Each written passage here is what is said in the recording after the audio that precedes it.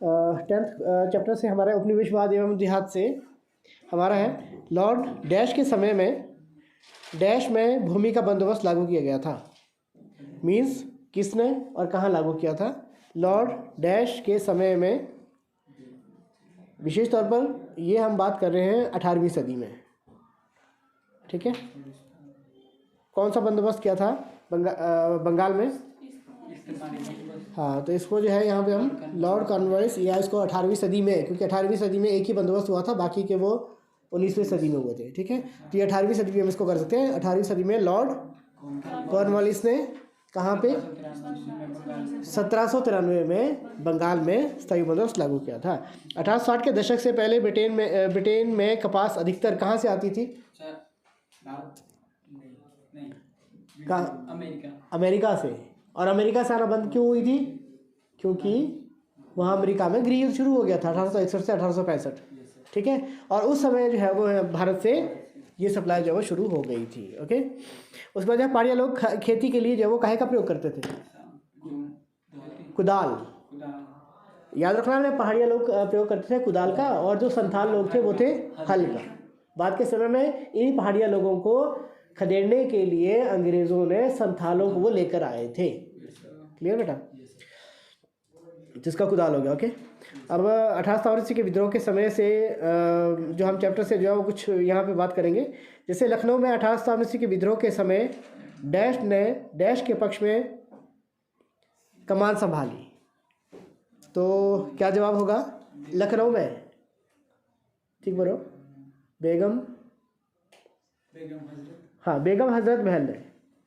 ठीक है, बेगम हजरत महल ने किसके पक्ष में, किसको वो अपना उत्तराधिकारी बनाना चाहती थी? उनका नाम था, अपने गोद लिए हुए पुत्र, उसका नाम था विरजिस कादर। क्या था? विरजिस कादर। ठीक है, और यहाँ पे बात आती है कुंवर सिंह ने डैश में 1887 के विद्रोह में विद्रोहियों का नेतृत्व किया। हाँ, कुंवर सिंह ने कहाँ पे विद्रोह का नेतृत्व किया था? बिहार के जगदीशपुर में। ठीक है, बिहार के जगदीशपुर में। और डैश के विद्रोह का सबसे व्यापक रूप जो है अवध में देखा गया था। इनके सबसे अधिक जो है वो प्रभाव कहाँ पे देखा गया था? कौन से इस विद्रोह का? अवध में। कौन से विद्रोह का? 1887 के विद्रोह का। ठीक है, ब्रिटिश शासन ध्वस्त हो जाने पर विद्रोहियों ने दिल्ली, कानपुर आदि स्थानों पर एक प्रकार की डैश संरचना स्थापित करने का प्रयास किया। अब 1887 का विद्रोह जो हुआ था ना, तो जैसे जैसे विद्रोह आगे चलता गया ना, तो लोगों ने क्या किया, जो कुछ शक्तिशाली जो संस्था जो काम कर रही थी इस समय, उन्होंने क्या किया? उन्होंने एक वैकल्पिक सत्ता। ठीक है, अब अंग्रेज अगर वहाँ पे क्या होता था, उन्होंने अपने नाम का जो है वो एक समानांतर सरकार या समानांतर शासन स्थापित कर दिया। इसको वैकल्पिक सत्ता भी जो हम इसको नाम दे सकते हैं। क्लियर? 1887 के विद्रोह का तात्कालिक क्रांति का तात्कालिक कारण क्या था? क्या था? चर्बी वाले कारतूस। ठीक है, उसके बाद है उपनिवेशवाद एवं भारतीय शहर। उसके बाद है बम्बई, कलकत्ता तथा डैश महत्वपूर्ण औपनिवेशिक शहर थे। बम्बई, कलकत्ता और मद्रास। ठीक है, उसके बाद है भारत में विकसित पहला आधुनिक हिल स्टेशन, पहला शिमला। ठीक है, कौन सा था? शिमला था। 1911 ईस्वी में अंग्रेजों ने कलकत्ता के स्थान पर डैश को अपनी राजधानी बनाया, दिल्ली को। ठीक है, जो जॉर्ज पंचम इनके जिनके स्वागत में वो गेटवे ऑफ इंडिया बना था ना, कहाँ बना ये? हाँ, तो जब वो जॉर्ज पंचम बम्बई आए थे तो उन्होंने वहाँ से दो बड़ी घोषणाएं की थी। एक, बंगाल विभाजन को रद्द किया गया, और दूसरा, कलकत्ता के स्थान पर दिल्ली को राजधानी बना दिया गया। ब्लैक टाउन में कौन लोग रहते थे?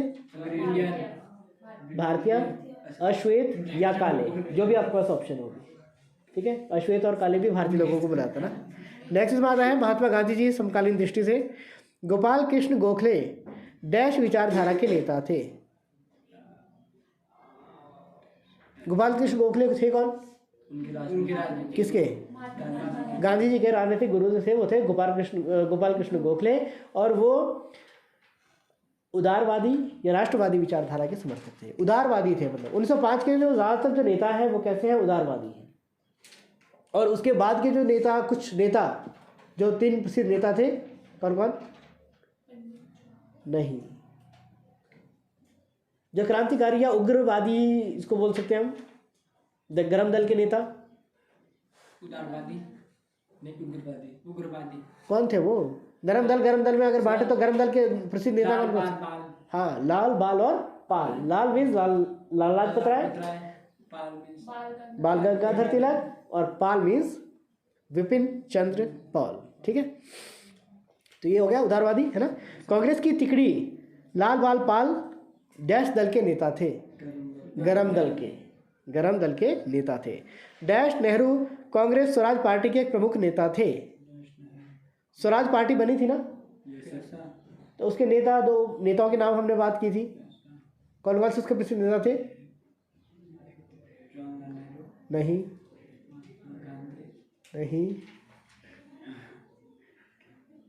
जो गांधी जी ने जो अशोक आंदोलन वापस लिया उसी के विरोध में तो ये फिर नई पार्टी उन्होंने खड़ी कर दी थी। उसमें दो प्रसिद्ध नाम थे, पहले थे पंडित मोतीलाल नेहरू। ओके, तो लखनऊ समझौता डैश में डैश तथा डैश के मध्य हुआ। लखनऊ समझौता कब हुआ? समझौता कांग्रेस और मुस्लिम लीग के बीच। कांग्रेस और मुस्लिम लीग के बीच में हुआ। कब हुआ? 1916 में। वेरी गुड, ठीक है। तो ये जो है वो आपका ये हो गया। ओके, और उसके बाद आता है कांग्रेस का लाहौर अधिवेशन डैश ईस्वी में डैश की अध्यक्षता में हुआ। 1900 कांग्रेस पार्टी का लाहौर अधिवेशन कब हुआ?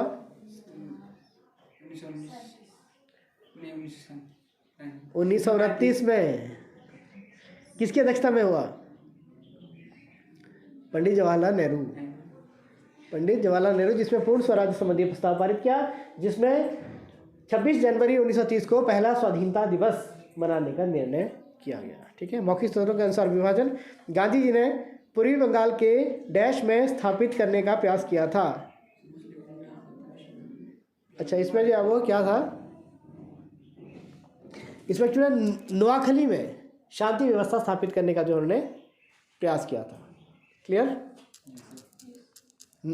नोआखली में याद है ना आपको, प्रत्यक्ष कार्यवाही दिवस हुआ था नोआखली से। ठीक है, तो वहाँ पे जो है वो जाकर जो है उन्होंने क्या किया था, शांति स्थापित करने का प्रयास किया था।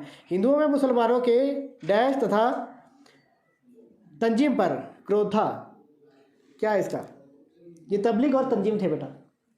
तबलीग और तंजीम मतलब ये मुसलमानों के जो एक वो थे जो मुख्य तौर पर जो सांप्रदायिकता को बढ़ावा दे रहे थे। दो संगठन थे इसके, है ना। उसके बाद जो है मुसलमानों में डैश के सामने संगीत तथा डैश रक्षा आंदोलन पर गुस्सा था।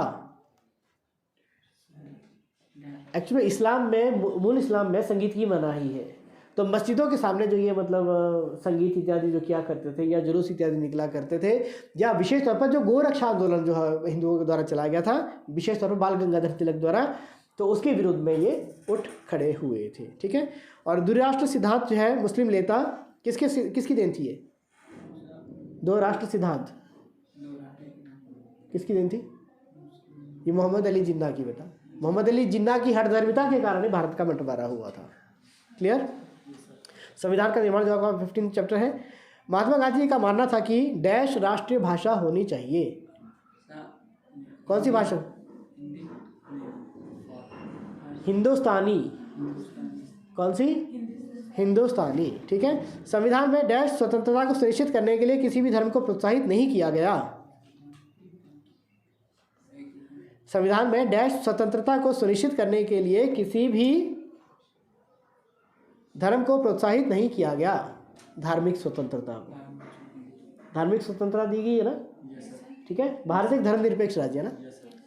उसके बाद यह है 1916 की डैश सरकार के अध्यक्ष पंडित जवाहरलाल नेहरू थे। 1946 में सरकार बनी थी कोई? कौन थी? वो थी बेटा अंतरिम सरकार। कौन सी थी? अंतरिम सरकार। और इसका सरकार के गठन की बात भी कैबिनेट मिशन योजना में ही की गई थी। कैबिनेट मिशन योजना दो मुख्य बातें थी, एक जो है अंतरिम सरकार का गठन और दूसरा संविधान सभा के लिए चुनाव। ठीक है, उसके बाद आता है अनुसूचित जातियों के लिए डैश निर्वाचिकाओं की मांग की गई। यह पृथक निर्वाचिका की बात की गई है इसमें। ठीक है, और उद्देश्य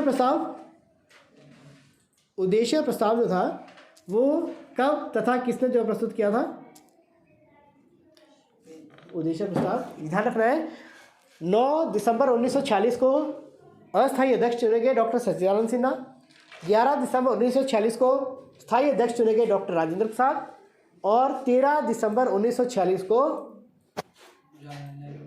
पंडित जवाहरलाल नेहरू ने उद्देश्य प्रस्ताव प्रस्तुत किया, मतलब हम संविधान का निर्माण किस उद्देश्य को लेकर यहाँ पे करने जा रहे हैं। और अंतिम सवाल है, सोमनाथ लाहिड़ी संविधान सभा में डैश विचारधारा के सदस्य थे। तो इसका जवाब होगा